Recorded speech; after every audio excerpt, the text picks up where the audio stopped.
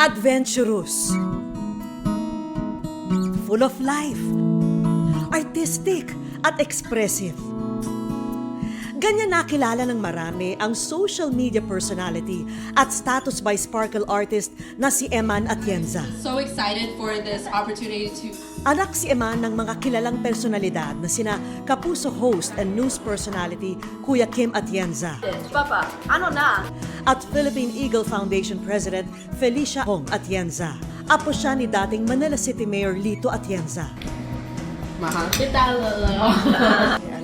Bumuo ng sariling pangalan si Eman bilang isang content creator Magandang gabi ulit mga kababayan.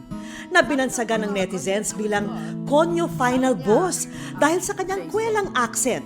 Marunong naman ako mag-Tagalog na yon. Hindi kaya. Kaya naman ako mag-Tagalog, hindi. Marunong. Marami sa content ni Eman ay tungkol sa kanyang active lifestyle. Kabilang sa mga hilig niya ang calisthenics at rock at wall climbing. Talented din sa visual arts na nagtapos ng intensive design course sa New York. Kita rin ang kanyang artistic side sa kanyang everyday OOTD na bahagi rin ng kanyang pagiging expressive. Vocal si Eman sa iba't ibang issue o kaya nagbibigay siya ng hot takes. I feel like this is a really hot take and I might get a lot of hate for this, but I just Ang isa sa mga paksang pinaka-open siya ang tungkol sa kanyang mental health. I was diagnosed with bipolar disorder in my mid-teens. This means that I'd have phases of extreme happiness called manic episodes and phases Nitong nakaraang buwan, nag-post siya sa kanyang IG broadcast channel na nag-social media break siya dahil nakakaramdam daw siya minsan ng anxiety kapag nagpo-post siya sa social media.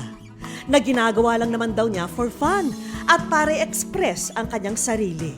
Hi guys, I just moved to LA. Bumalik din siya sa social media at ibinahagi ang kanyang buhay ngayon sa Amerika. Pero kanina, malungkot na ibinalita ng kanyang pamilya ang pagpanaw ni Eman sa edad na 19. Pumuhos ang pakikiramay at pagdadalamhati mula sa kanyang Sparkle GMA Artist Center family, kanyang mga kaibigan sa loob at labas ng showbiz industry. Inalala nila ang kabutihan at ang masasayang alaala na naiwan sa kanila ni Eman. At mahal kita, mga kababayan.